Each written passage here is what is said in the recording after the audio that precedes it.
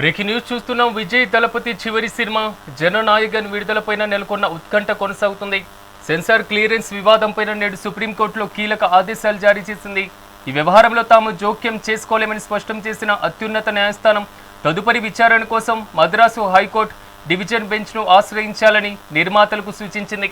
జనవరి 20వ తేదీలోగా ఈ వివాదంపైన తుది నిర్ణయం తీసుకోవాలని హైకోర్టును ఆదేశించింది. సెన్సార్ బోర్డు కేవలం ఏ సర్టిఫికేట్ మాత్రమే ఇస్తామని పట్టుపట్టగా దీనిని వ్యతిరేకిస్తూ నిర్మాతలు కోర్టును ఆశ్రయించినటువంటి సంగతి తెలిసిందే. సుప్రీంకోర్టు ఆదేశాలతో ఇప్పుడు అందరి దృష్టి జనవరి 20న హైకోర్టు ఇచ్చేటువంటి తీర్పుపైనే ఉంది.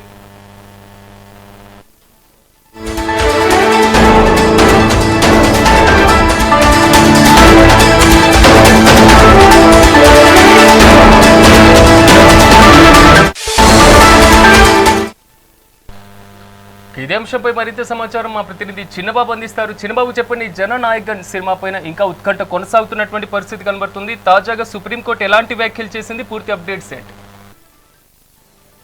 రైట్ సిరాజ్, జననాయగన్ సినిమాకి సంబంధించి అయితే ఇది ఆది నుంచి కూడా మొదటి నుంచి కూడా అనేకమైనటువంటి ఇబ్బందులు ఎదుర్కొంటుందని చెప్పాలి. ఈ సినిమా ఎప్పుడైతే రాజకీయాల్లోకి దళపతి విజయ్ నటించినటువంటి సినిమా రాజకీయాల్లోకి దిగక ముందు దళపతి విజయ్ నటించిన చివరి సినిమా జననాయగన్ అని చెప్పాలి. అయితే ఈ సినిమా విషయంలో విజయ్కి అయితే ఎప్పుడు కూడా ఇబ్బందులను ఎదుర్కొంటున్నారని చెప్పాలి. అయితే ఈ మూవీ విడుదల అవ్వక ముందే వాయిదాల పర్వం అయితే కొనసాగుతూ ఉంది సిరాజ్. ముఖ్యంగా విడుదల విషయంలో వివాదం తలెత్తి ఈ సినిమాకి మొదట్లో cinema central board of film certification clearance పై మద్రాస్ హైకోర్టు స్టే విధించింది. అయితే ఈ స్టే విధించడాన్ని సుప్రీంకోర్టుకు వెళ్లారు సినిమాకు సంబంధించినటువంటి నిర్మాత. సుప్రీంకోర్టుకు వెళ్లి అక్కడ పిటిషన్ వేశారు, సవాల్ పిటిషన్ వేశారు. ఈ పిటిషన్ ను అత్యున్నత న్యాయస్థానం అయినటువంటి సుప్రీంకోర్టు అయితే దీనిపైన విచారణ జరిపి దాన్ని తిరస్కరించింది సున్నితంగా. అసలు మద్రాస్ హైకోర్టు డివిజన్ బెంచ్ నే ఆశ్రయించాలని చెప్పేసి కూడా అత్యున్నత న్యాయస్థానం ఆదేశాలు అయితే జారీ చేసింది. ఈ నెల 20న విచారణ జరిపి తగిన నిర్ణయం తీసుకోవాలని చెప్పేసి కూడా మద్రాస్ హైకోర్టు డివిజన్ బెంచ్ అయితే సుప్రీంకోర్టు కొన్ని సూచనలు అయితే చేసింది. అయితే సుప్రీంకోర్టు ఏదైతే ఇటు మద్రాస్ హైకోర్టులో వీళ్ళకి విజయ్ కి ఏదైతే ఎదురు దెబ్బ జరిగిందో జననాయగన్ సినిమాకి, దీనిపైన సవాలు చేస్తూ సుప్రీంకోర్టుకు వెళ్తే సుప్రీంకోర్టులో కూడా విజయ్ జననాయగన్ సినిమాకి అయితే చుక్కెదిరైందని చెప్పాలి. మళ్ళీ ఇటు మద్రాసు హైకోర్టు డివిజన్ బెంచ్ ని ఆశ్రయించాలని చెప్పడము మరొక నిరాశ అనే చెప్పాలి జననాయగన్ సినిమాకి. సో ఈ నేపథ్యంలోనే ఎప్పుడెప్పుడు సినిమా రిలీజ్ అవుతుంది, సంక్రాంతికి రిలీజ్ అవుతుంది, సినిమా చూడాలని చెప్పేసి ఉత్కంఠగా ఆసక్తిగా ఎదురు చూస్తున్నటువంటి ప్రేక్షకులకు కూడా ప్రతిసారి కూడా నిరాశ ఎదురవుతుందని చెప్పాలి. అయితే తెలుగులో అనిల్ రావిపూడి దర్శకత్వం వహించినటువంటి భగవంత్ కేసరి మూవీలోనే ఒక పాయింట్ తీసుకొని విజయ్ రాజకీయ పార్టీ సిద్ధాంతాలని యాడ్ చేసుకొని స్క్రిప్ట్ మార్చుకొని ఆరోపణలు స్క్రిప్ట్ మార్చుకొని ఈ మూవీ తీశారని పలు ఆరోపణలు కూడా ఈ మూవీ పైన ఉన్నాయి.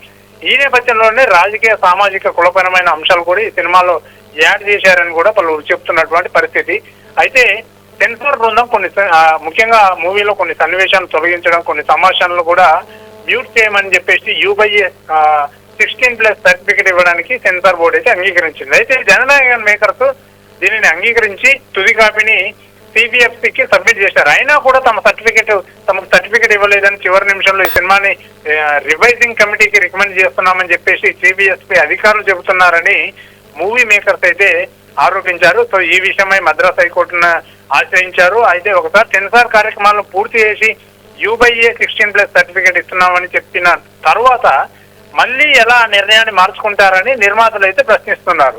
అయితే ఈ కేసుపై కోర్టు స్టే విధించడం, దీన్ని సవాల్ చేస్తూ సుప్రీంకోర్టుకు వెళ్లడము, అక్కడ కూడా జననాయగన్ సినిమాకి అయితే చుక్కెదురవ్వడం అనేది ఈ సినిమా ఎప్పుడు రిలీజ్ అవుతుంది, ఈ అడ్డంకులన్నింటినీ అంటే ఈ నెల 20న దీనిపైన విచారణ ఉంది కాబట్టి డివిజన్ బెంచ్ లో ఆ విచారణ తర్వాత మరి ఈ సినిమా రిలీజ్ అవుతుందా, మరి ఏ తేదీలో రిలీజ్ చేస్తారు, సంక్రాంతికి వద్దాం అనుకున్నారు, సంక్రాంతికి కూడా చుక్కెదురైంది. మరి ఈ సంక్రాంతి తర్వాత 20కి విచారణ తర్వాత ఏ రోజు మరి సినిమాని రిలీజ్ చేస్తారు, మరి ఎటువంటి సర్టిఫికేట్ ఇస్తారు అనేది మాత్రము ఆసక్తి నెలకొందని చెప్పాలి సిరాజ్.